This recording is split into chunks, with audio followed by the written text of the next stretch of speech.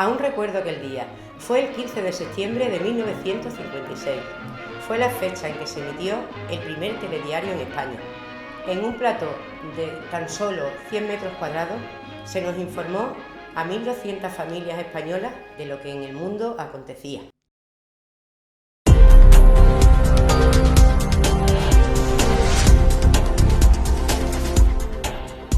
Los servicios informativos de los años 60 retransmitían noticias de una forma muy austera si lo comparamos con lo que hoy en día conocemos como el telediario. Una emisión en blanco y negro, un sonido no muy nítido y la escasez de imágenes en movimiento caracterizan al noticiario de esta década. No obstante, sucedieron acontecimientos importantes que conmovieron al mundo y nuestros informativos dieron cobertura de ello.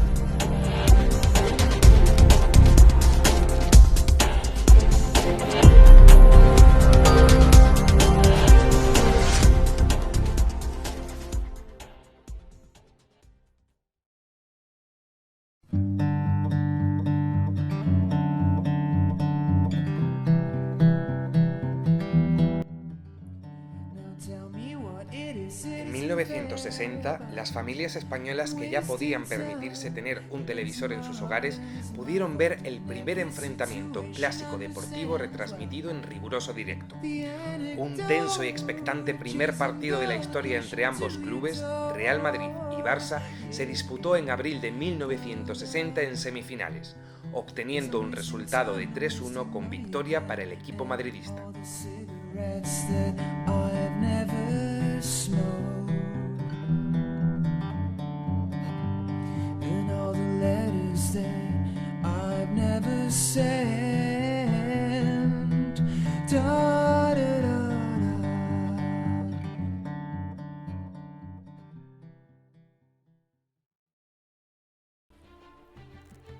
Aguardando la línea deportiva, Río de Janeiro, la luminosa ciudad brasileña. Al fondo, el famoso peñón conocido como Pan de Azúcar y el Cristo del Corcomado serán los testigos del partido disputado entre Real Madrid y Vasco da Gama en el año 1961. Unos 1.900 espectadores presenciaron el partido desde el estadio de Maracaná y otras miles lo hicieron desde sus casas gracias a esta retransmisión en directo. Con un empate a 2, daba por finalizado este interesante partido tras unas buenas filigranas futbolísticas realizadas por ambos equipos en el campo de juego.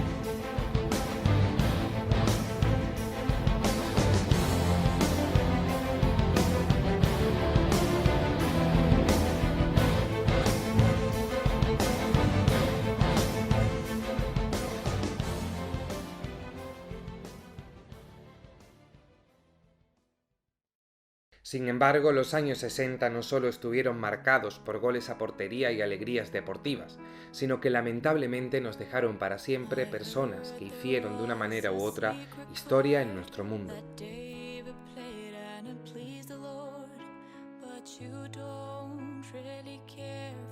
Yo tengo un sueño, que algún día mis 4 hijos pequeños vivan en una nación donde no sean juzgados por el color de su piel, sino por la esencia de su carácter. Estas palabras de Martin Luther King en 1963 serían el punto de partida como figura mediática que defiende la libertad y los derechos de aquellos que son excluidos, amenazados y perseguidos por tan solo tener una tez dispar a la blanca. Fue tal su lucha que recibió el Premio Nobel de la Paz en el año 1964. Finalmente, su incansable batalla por los derechos de los negros se anestesiaba en abril de 1968, cuando fue asesinado en Memphis. Recordamos al que vivió y murió con un sueño.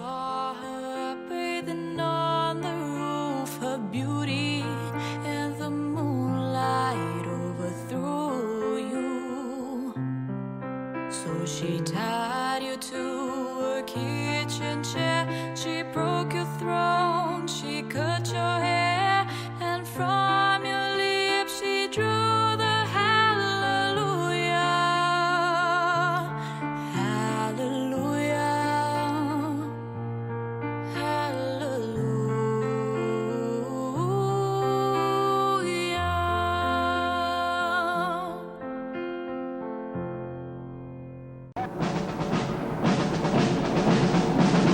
Esta fue la gran cobertura televisiva de la época. 80.000 millones de norteamericanos pegados al televisor y televidentes de 23 países, inclusive la Unión Soviética, vieron en directo el entierro de Kennedy.